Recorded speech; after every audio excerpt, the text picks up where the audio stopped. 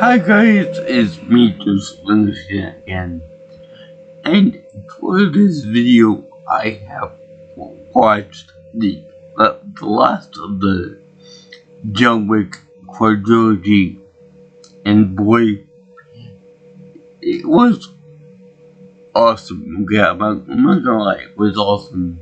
The movie was a finely delicate balance of both action and non-action. Plenty of blood, plenty of gore, plenty of other, none those things parts. And it was just awesome. It's like a ballet of funness. And with some other guest cameos besides the Barry King from the Matrix movies. Anyway, I'll get to that later. But right now, I finally found out what the John Wick movie, what the subtitle to the movie is. Parabellum. And that means like prepare for war, aka the fourth movie. Which, speaking of which, why is it that Netflix was able to get the rights to the first three movies, but they weren't able to secure the rights for the fourth one?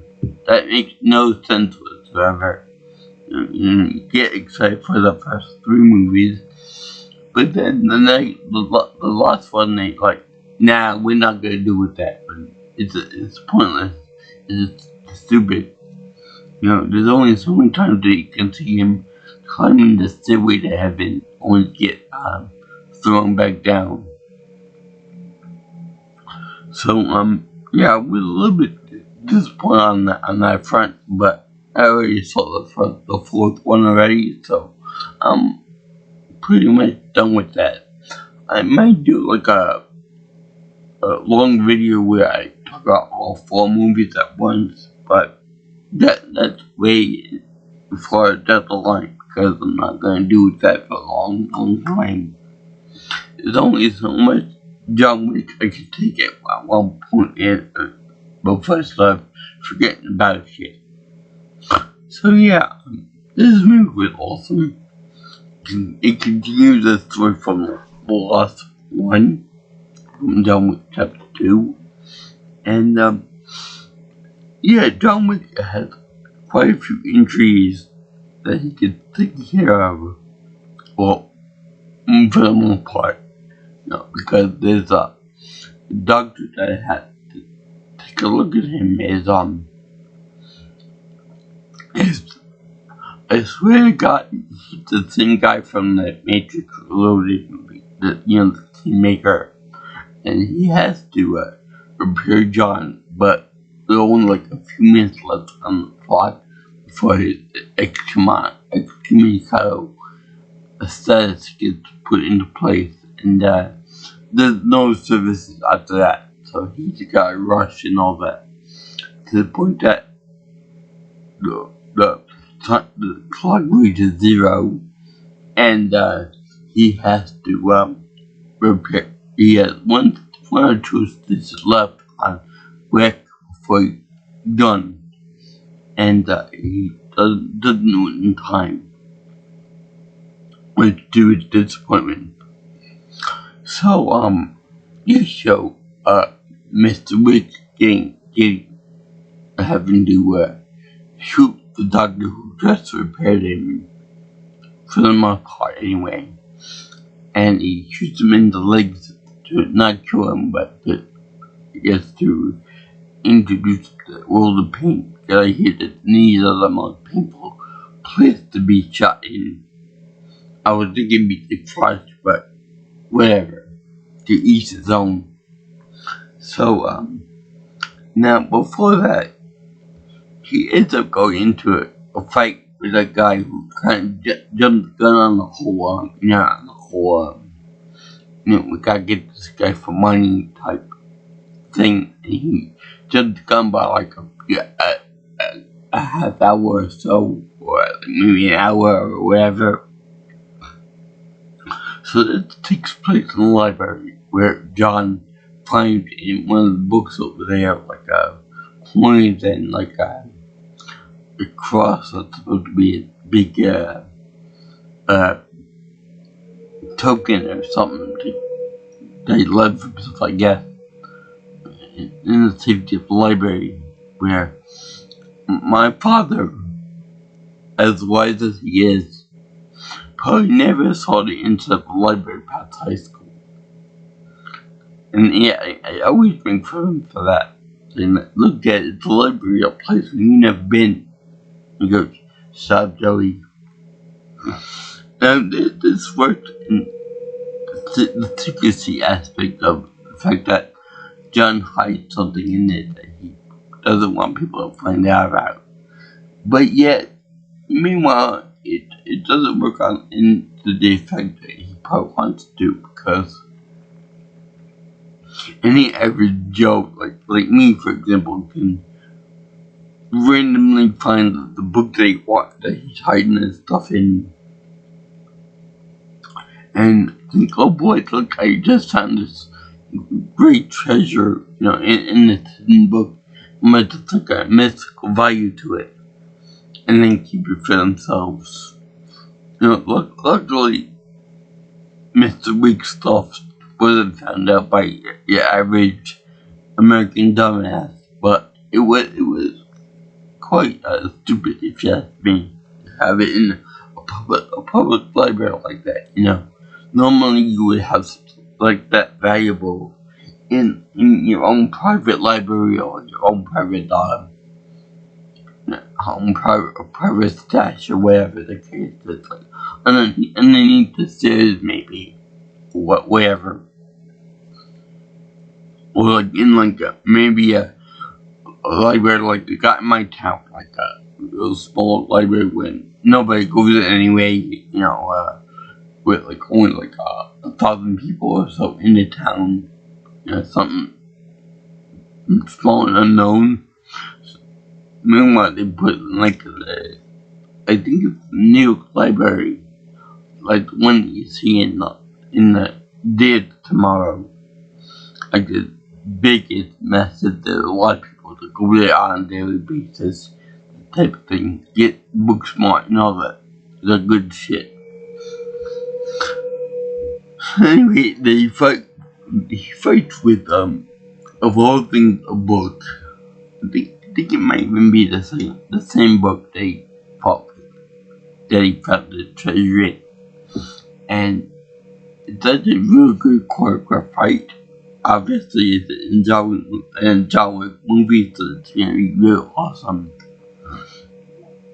But yeah, he fights with the things the book, and it's really cool because with John Wick movies and with Keanu Reeves movies in general, you expect them to find unconventional weapons, like knives, pens, and whatnot.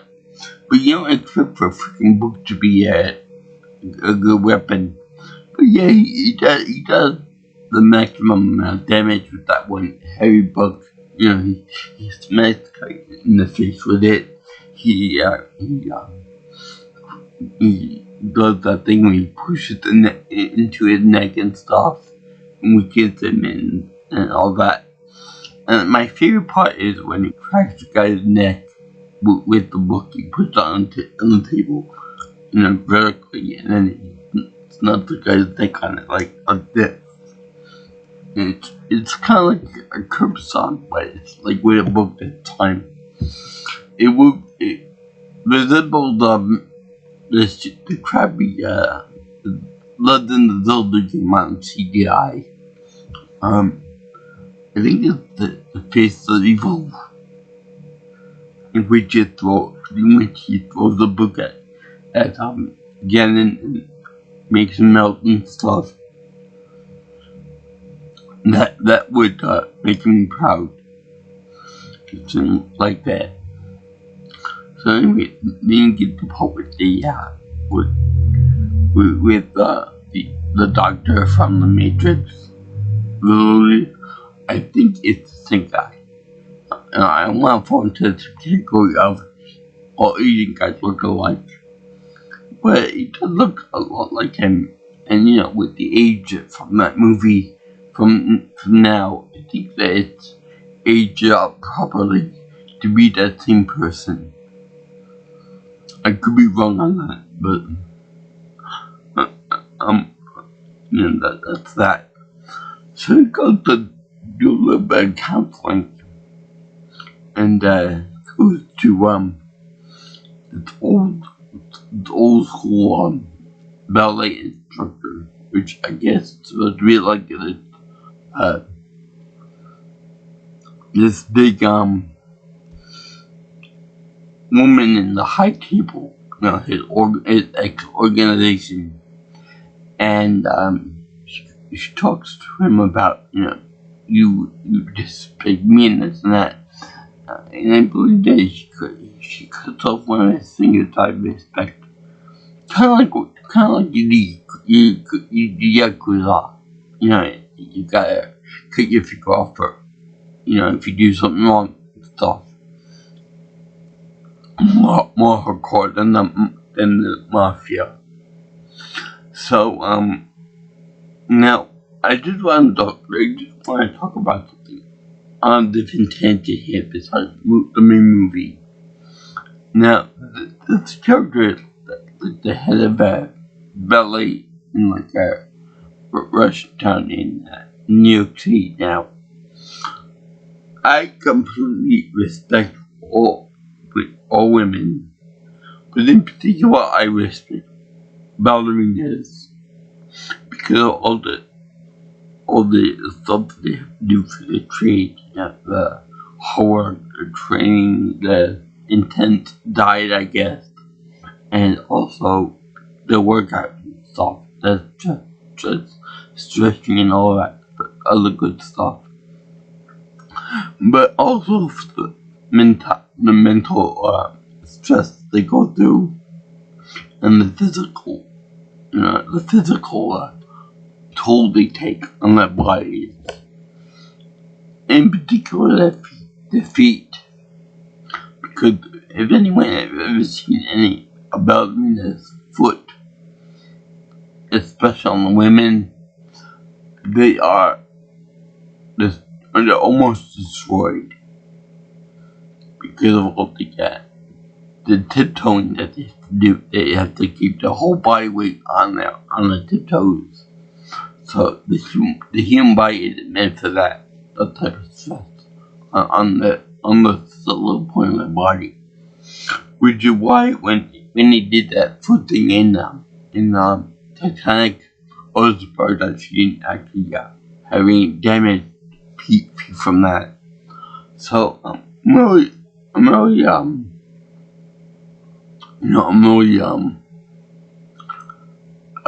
amazed with ballerinas how they can do that and put their feet through some torture. Kind of remind me of when they did the thing the London Force Club about taking care of their feet.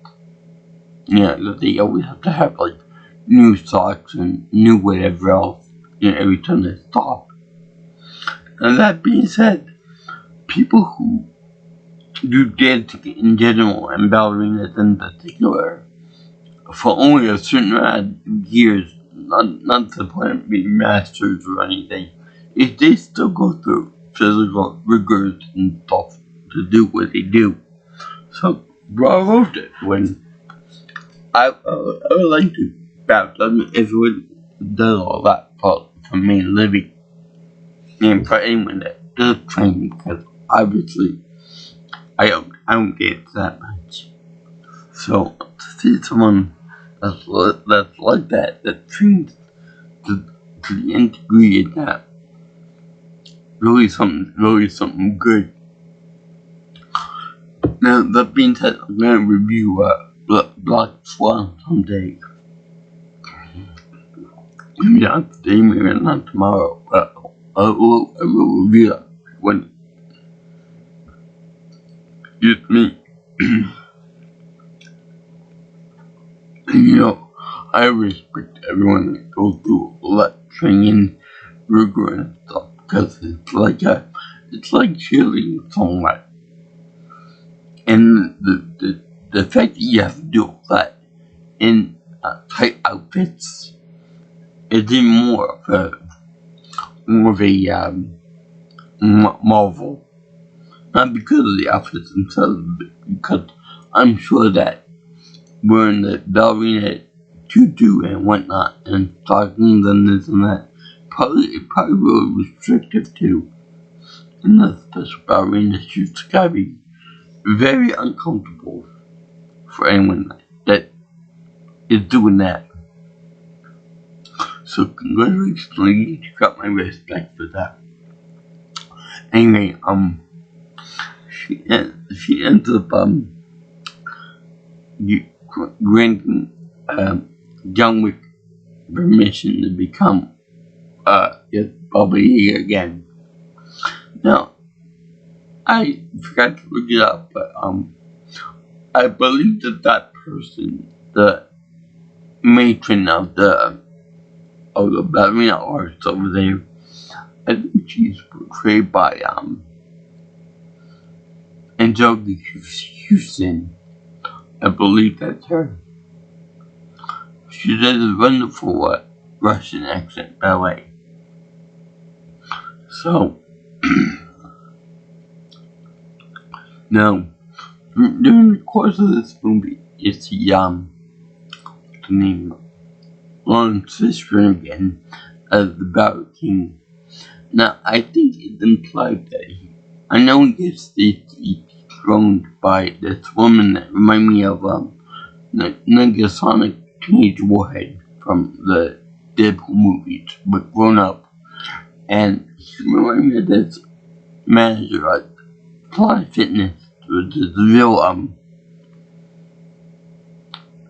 real so-and-so, because she yells at me all the time.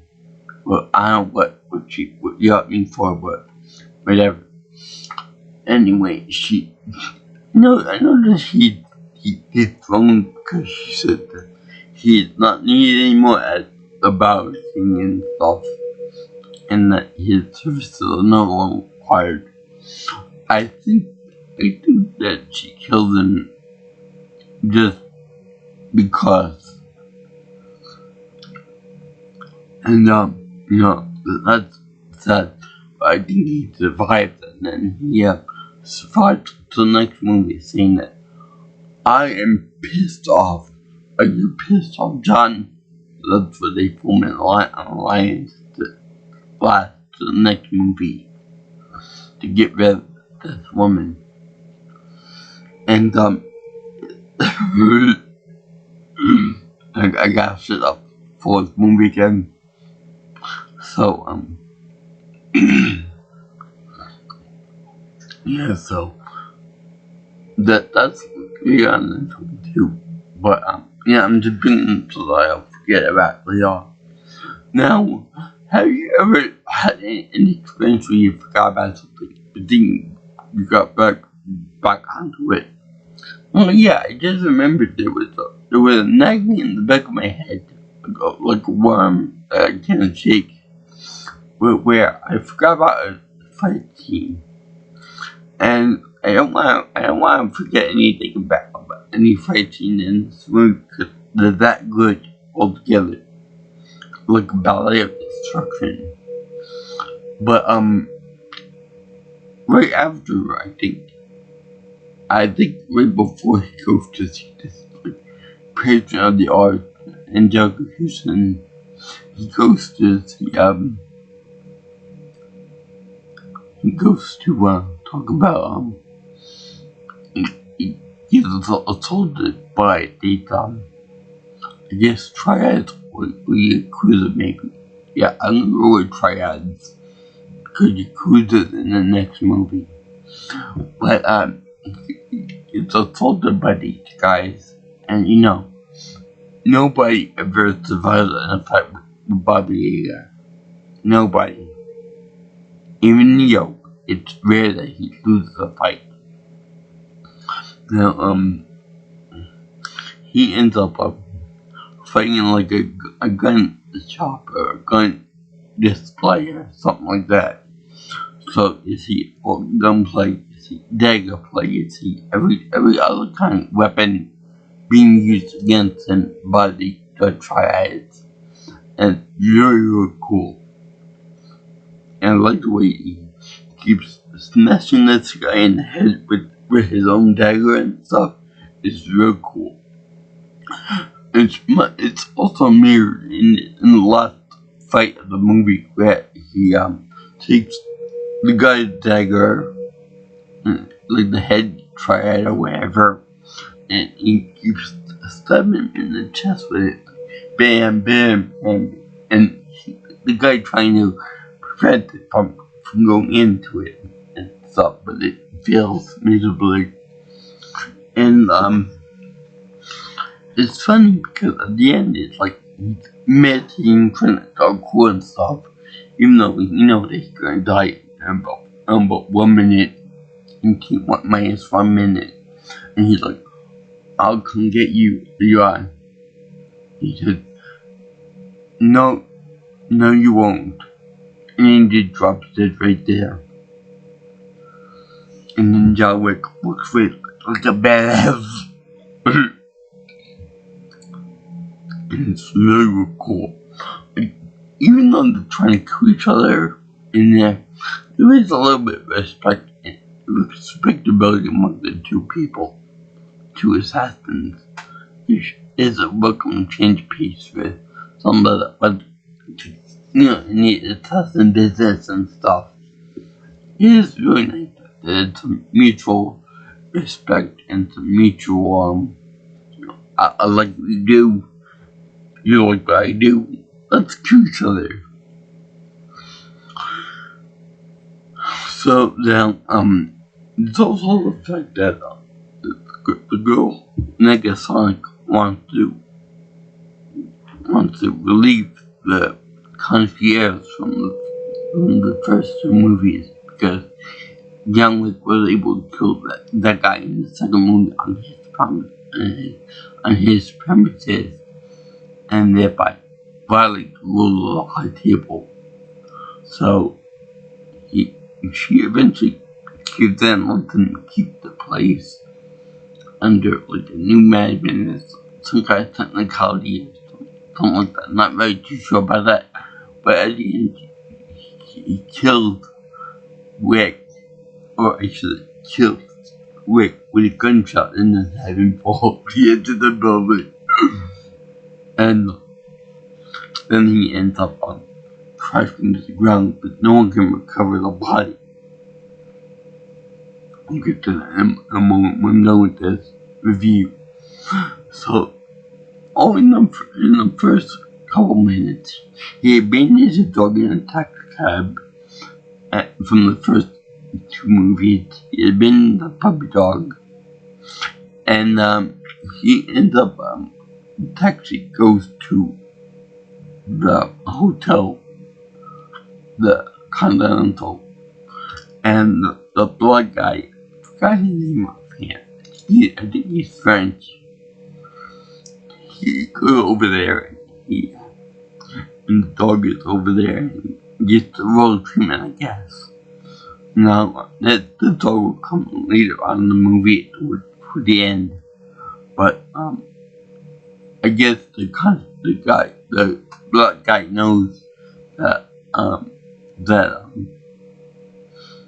what this means that the dog is going on travel alone, where normal citizens attack cat would not take a dog by himself, or if anything at all. So they show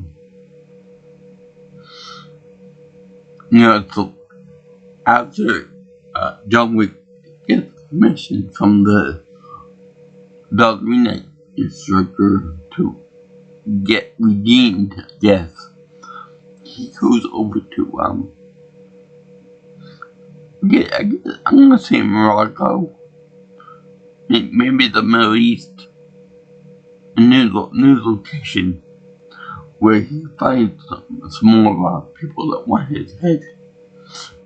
and the bounty attached to it. Because it's like, to like 11 or $14 million. Quite a bit of bounty for a guy like that.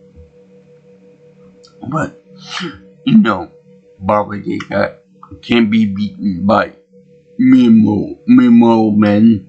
He hands the ass to them, and every one of them end up dying.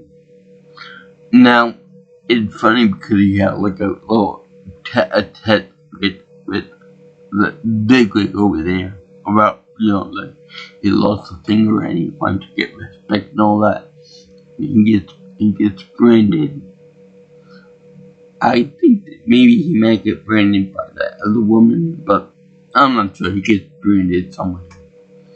And it's really cool and really intense because you get branded by hot iron is very intense and very painful, I would imagine. I'm not doing it. I don't care who begged me to do it. I will not get branded. I will not even get a tattoo of anybody or anything. Because I'm allergic to pain. So, anyway, they show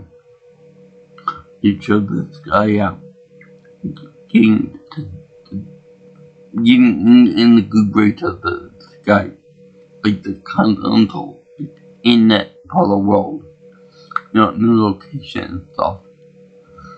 It's welcome treat. So then they show it's this organization anyway that goes over multiple continents, like New York City, and then the Middle East or Morocco, and in Tokyo. How far did this organization reach? So then we get to this other spot where we meet Halle Berry, and I think that she's a high assassin too, that helps John out. But she had delightful squad of cute little innocent puppies to her name. Let me tell you, these puppies are fucking awesome, okay? I wish I had on me a dog like she does, because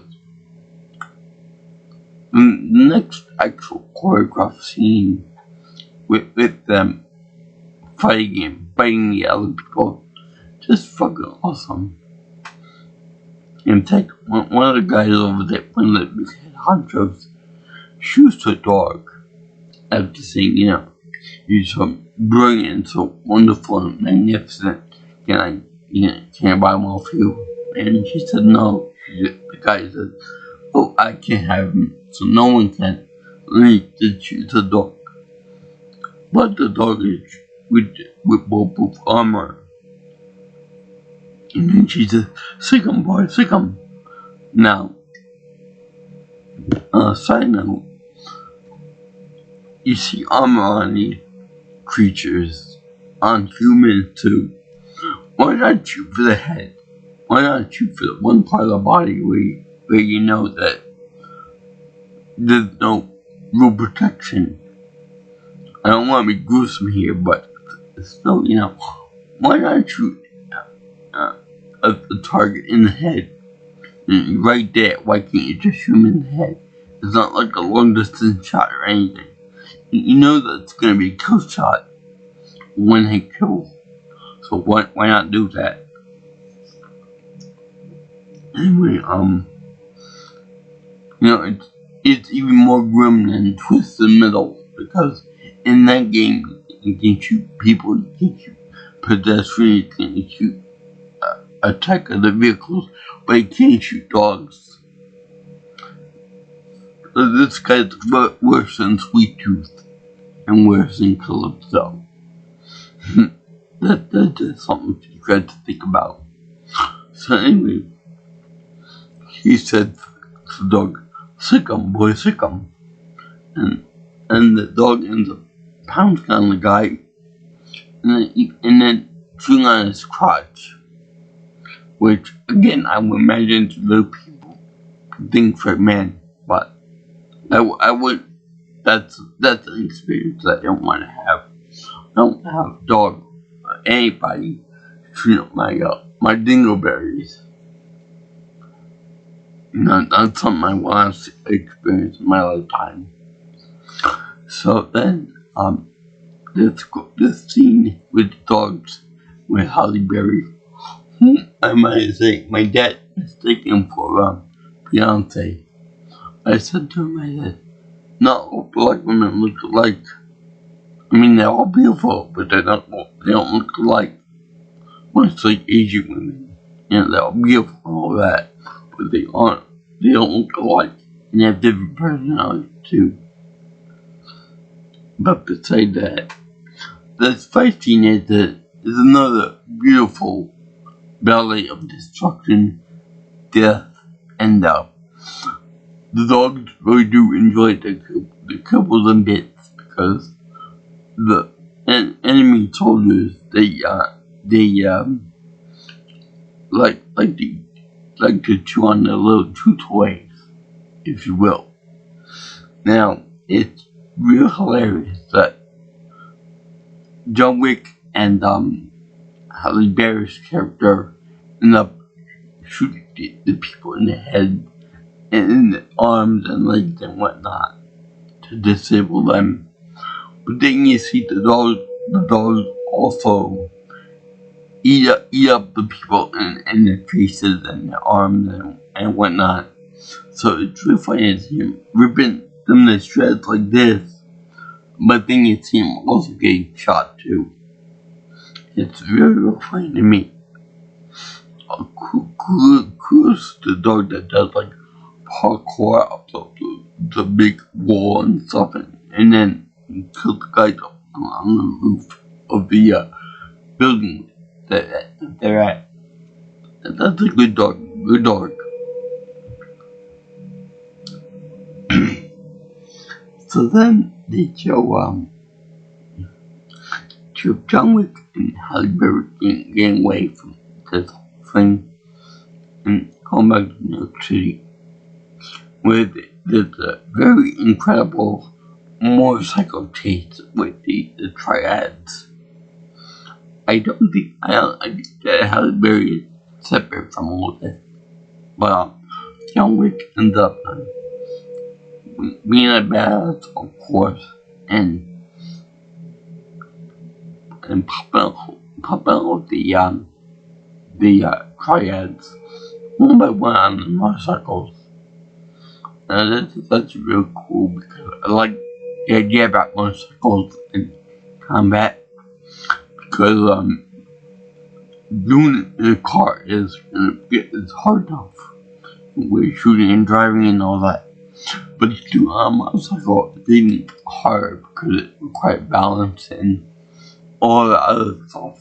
So it's like with these movies, it's like a new invention of new ways to kill people and new ways to fight people, which I gotta respect, because every time you think it's done and over with, you come up with new solutions to kill people, which goes right in the line with Baba Yaga being the ghost of slaughter or whatever. That Keanu Reeves is the last thing that anybody ever sees. Before he died. Which would prove to be real funny if when Keanu Reeves does eventually pass on, if he ever gets old. He may be a vampire for all I care, or no, whatever. But when he does die, wouldn't it be funny if the last thing he sees is himself as Mr. Wick? that would be really, really funny. But maybe. The next thing is that he fights like a supernatural entity in the afterlife. Or fight the devil in Constantine. I want to see Constantine Part 2, but yeah, I'll get into later on. Or Frank Beetlejuice for I care. That would be awesome. Or finding some other bad creature in its life, and that would be fun. So you can move the country as doing the most interesting man in the world, impression, and I love the black concierge guy there. He's awesome, and I love the way during this motorcycle kung fu fight, this but true, if you will. He almost dies. He almost gets killed, but just barely not, because while he's racing and whatnot, the crews are taking him out one by one on their own bikes. You see him driving to the main hotel in the Continental in New York City, and you see him just barely touch the front stoop of the sidewalk of the hotel, and I guess that's not to count as being on the premises, so the triad guys can't touch him, can't kill him, can't deliver the final blow to him, which pisses him off to no end. But that's really quite funny the way that happens. So concierge decides to take him in, and the world's most interesting man comes out and takes him into it, nurses him back to health. And then we get the final scene in which the main triad guy fights with John Wick with his own dagger and stuff, and he says, the only one that can kill me is you. The only one that can kill you is me. Like Dragon Ball Z and others before, I'm sure. So they show that a woman, Negasonic, survived tonight's movie. They show the battle team is in this was disgrace and all that, and really pissed off. Now I like him because he's I don't know, I commented on him from the last movies. He's played by Morpheus, and he speaks in rhyme like this character, but he's more respectable than anything Dr. Seuss made, and it's really quite funny that a guy like that beats his throne like that by a woman in a business suit. Now, I don't know, but I think she might get killed in the next movie, but I'm not sure. But, cause I ain't really know who the characters were at that point. But much to my regret. So, anyway, remember how I said the dog was important in this movie? Well, in the end, John is shot by the head of the hotel there after being granted his permission back to be there and stuff. He goes over to the you see the dog over there being caught by something, and he goes over to see the body of John Wick. Now, you don't detail that they couldn't find the dog there. They couldn't find his body. But we know that the battle team sent one of his minions to go get him. I think it's implied that the guy that picked up the body was the same guy who point out his wristwatch in the street and said, "TikTok, down with TikTok." I think it's the same guy. So then they have the dog going up and going to see who it is. And we both know that everyone knows that the dog is going to see his master, which is really touching. But but then the guy ends up getting squared by the dog while he's in like a shopping cart from this homeless bum to see the Bower King, the disgraced Bower King. Now, he said that to the guy, "I am really pissed off. Let's get revenge together. You meet John Wick. We'll go get Agent Smith in the Matrix." So it's really, really awesome that he does that in the next movie. But I keep making Matrix references, but they're real cool. So yeah, and that was the last movie I've ever seen for John Wick. The John Wick franchise. Oh boy, that's a really, really cool franchise. It's grounded more in reality than the Matrix movies are. It's more humanistic, if you will. More humanistic. And it's more believable, if that's what you call it. And my father said the same thing too. Now also, I should point out that this movie is more of a revitalization of Keanu Reeves.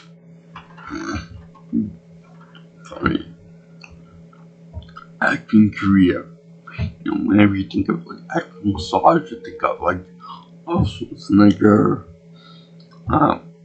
Sylvester Stallone, Bruce Willis, Jason Statham. Some may even consider Yagudo in it too, and Sigourney Weaver as Ripley. But Ellen Ripley. But you could toss Keanu Reeves in there as well. Work on speed. Obviously, the Matrix movies, etc., etc. So that's a real good movie. This is a real good franchise for him. Unfortunately, it ended at John Wick 2. But I wish they would have more to it than that. I wanted to see John Wick 5, 6, 7, blah blah blah. Well, maybe a passing of the torch or something. Maybe they should have a woman John Wick. I don't know what the feminine version of John is, so get back to me on that. But yeah, I would like to see more in the continuation of this, because they could easily follow another assassin, like the bride from Kill Bill, etc., etc. So let me know how you guys like this movie. I thank you for watching my video on John Wick 3 Parabellum.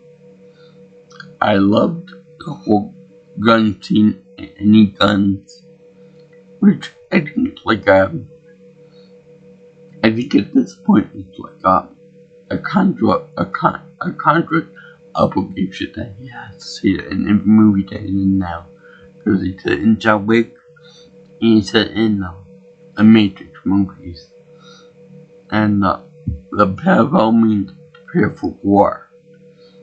From the leader of the New York concierge, the Continental, the ex-Mikado from the High Table. And as usual,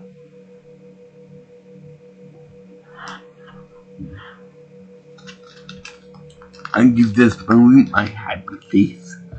Zero approval for the action, the acting, for everything that's fun in this movie. And the puppies too. You gotta love a man who likes puppy dogs. And cats too. But you're never gonna have a thing where they have a set attack cats. Although there's one time I had a cat that was this little thing. Anyway, if you guys like what you see here, you can always like, comment, and share my video, and subscribe to my channel.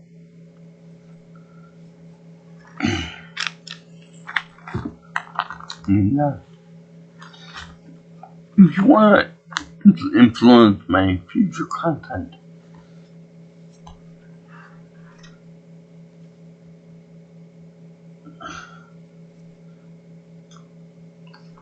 you can always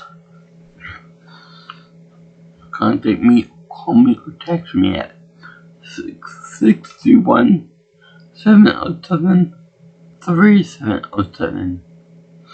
Or if you want, you can get me on my Twitter, or if you prefer, at PMelstrom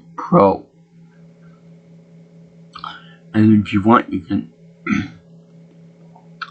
reach me at my email at jjsviewingchannel@gmail.com. So, I salute you guys, and peace out, my brothers and sisters. Aloha, and remember, don't ever piss off anyone that says there's a Tao King, or never piss off anyone that's a ghost of any kind, like Baba Yaga, which is a Russian witch, or any. But don't mess with ballerinas. See you guys in the next video.